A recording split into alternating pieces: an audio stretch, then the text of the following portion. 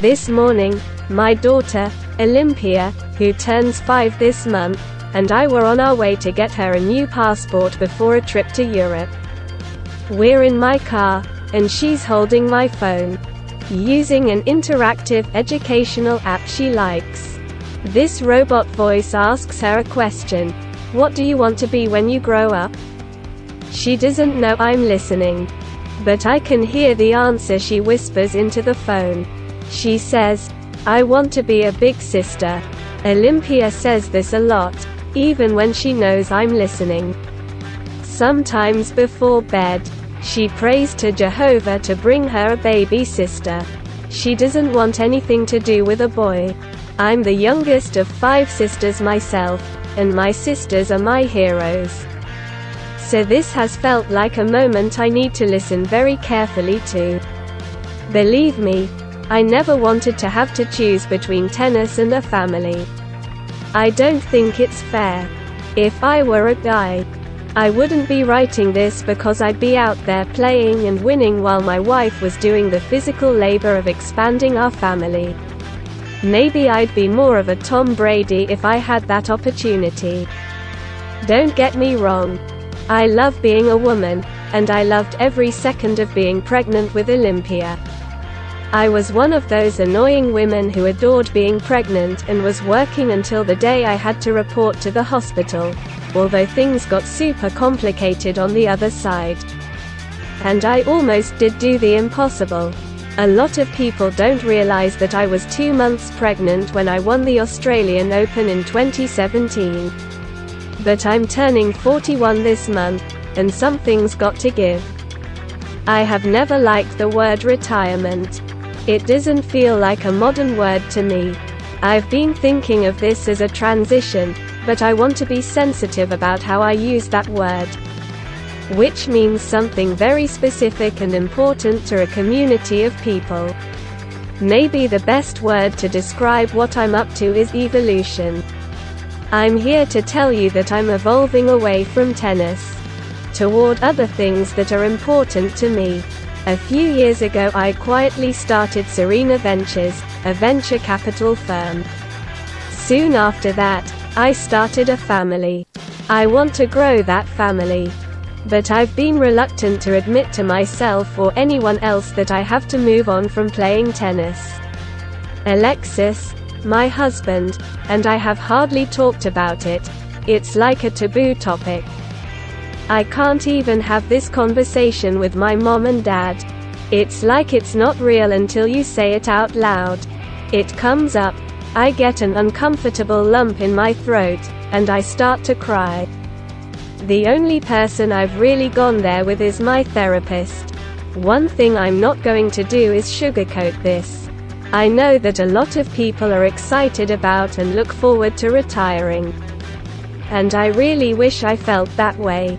Ashley Barty was #1 in the world when she left the sport this March, and I believe she really felt ready to move on. Caroline Wozniacki, who is one of my best friends, felt a sense of relief when she retired in 2020. Praise to these people, but I'm going to be honest. There is no happiness in this topic for me. I know it's not the usual thing to say, but I feel a great deal of pain. It's the hardest thing that I could ever imagine. I hate it. I hate that I have to be at this crossroads. I keep saying to myself, I wish it could be easy for me, but it's not. I'm torn. I don't want it to be over, but at the same time I'm ready for what's next. I don't know how I'm going to be able to look at this magazine when it comes out, knowing that this is it, the end of a story that started in Compton, California, with a little black girl who just wanted to play tennis. This sport has given me so much. I love to win. I love the battle. I love to entertain. I'm not sure every player sees it that way.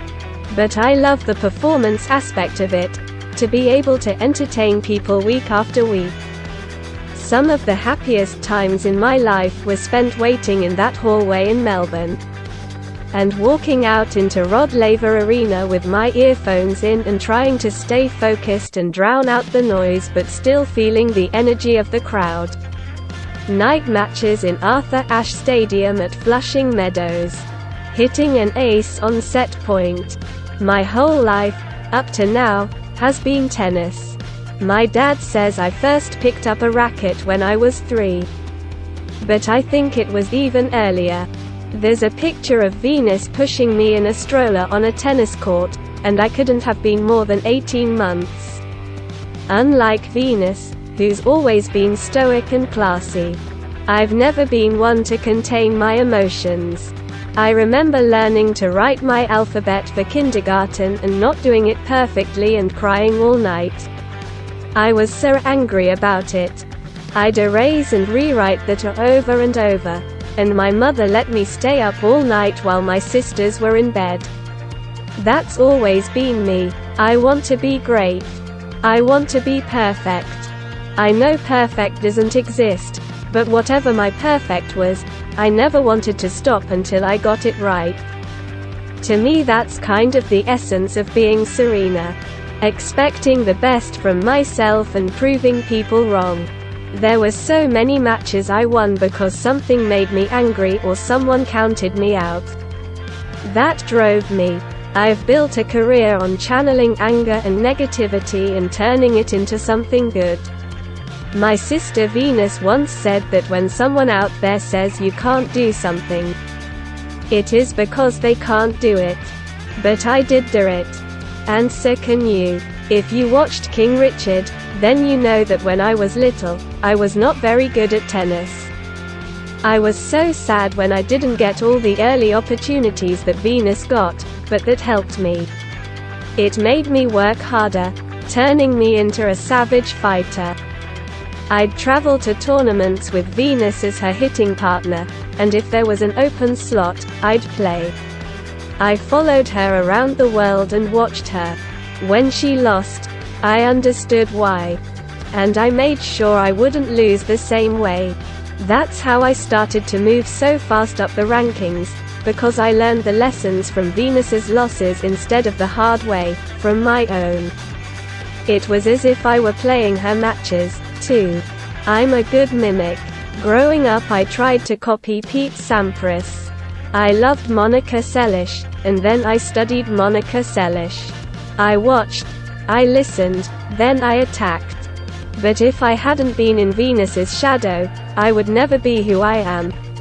When someone said I was just the little sister, that's when I got really fired up. I started playing tennis with the goal of winning the US Open.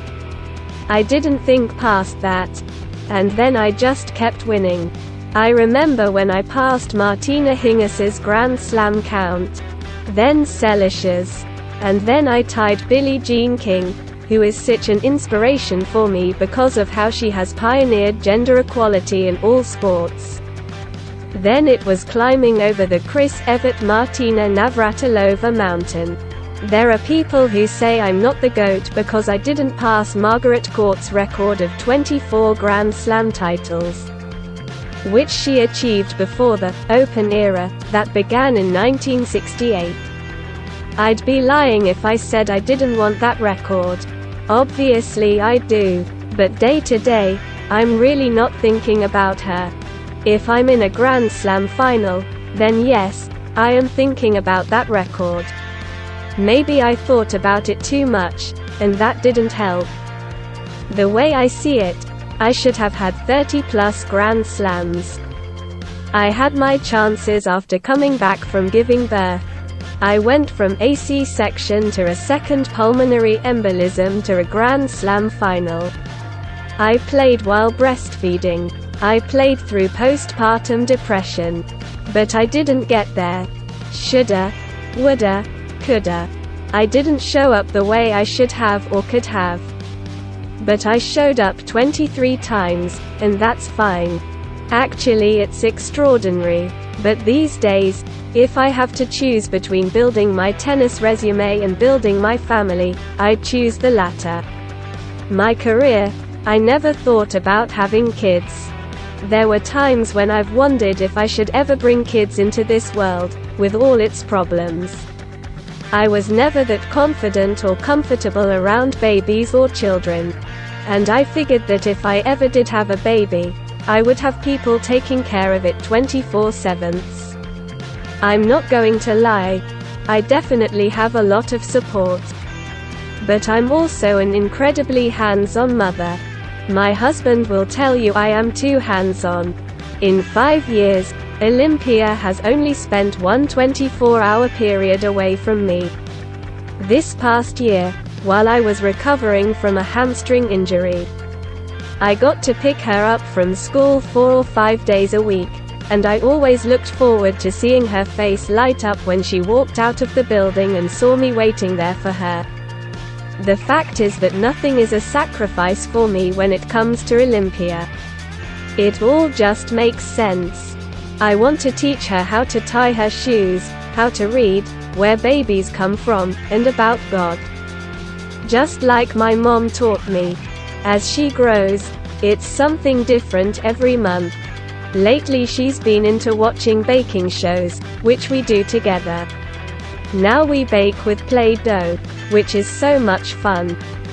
She loves this game called The Floor is Lava, where you have to do whatever you can to avoid touching the ground. I love setting up my gym for the game, arranging my step-up boxes and weight machines like an obstacle course.